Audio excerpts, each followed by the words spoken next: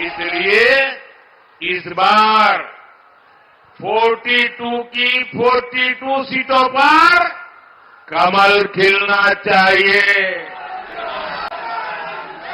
इसलिए इस बार 42 की 42 सीटों पर कमल खिलना चाहिए। মাননীয় প্রধানমন্ত্রী নরেন্দ্র মোদী বলছেন আসন্ন লোকসভা নির্বাচনে পশ্চিমবঙ্গের 42টি আসনের মধ্যে 42টি আসন জিতবে বিজেপি।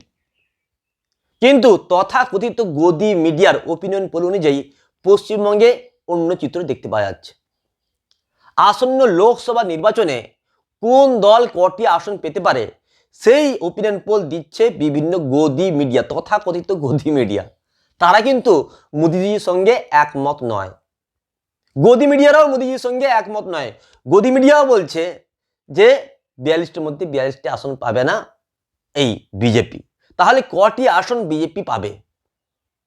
প্রথমেই বলি ইন্ডিয়া টিভির কথা।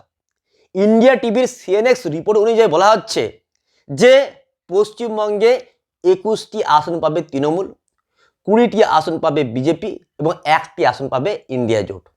অন্যদিকে ইন্ডিয়া টুডের রিপোর্ট অনুযায়ী, ওপিনিয়ন পোল অনুযায়ী বলা হচ্ছে যে 22টি আসন পাবে তৃণমূল কংগ্রেস, 19টি আসন পাবে বিজেপি এবং 1টি আসন পাবে ইন্ডিয়া জোট।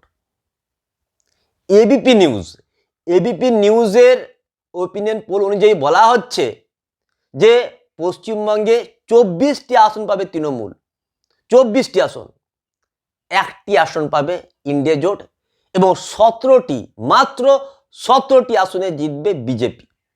সুতরাং যে সমস্ত মিডিয়াদের নামকরণ করা হচ্ছে গদি মিডিয়া, সেই গদি মিডিয়াই মোদিজির কথাকে সমর্থন করছে না। মোদিজি তো বলছেন যে 42টির মধ্যে 42টি আসন জিতে যাবেন, কিন্তু গদি মিডিয়াও বলতে পারছে না যে মোদিজির কথা সত্য।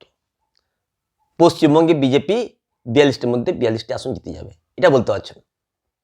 তো গদি মিডিয়ার ওপিনিয়ন পোল অনুযায়ী পশ্চিমবঙ্গে বিজেপি 42টির মধ্যে 42টি আসন পাচ্ছে না। কিন্তু বাস্তব রিপোর্ট অনুযায়ী কি এই যে বলা হচ্ছে বিজেপি এই 19টি পাবে, 20টি পাবে, 17টি পাবে, এতগুলি আসন কি আদৌ পাবে?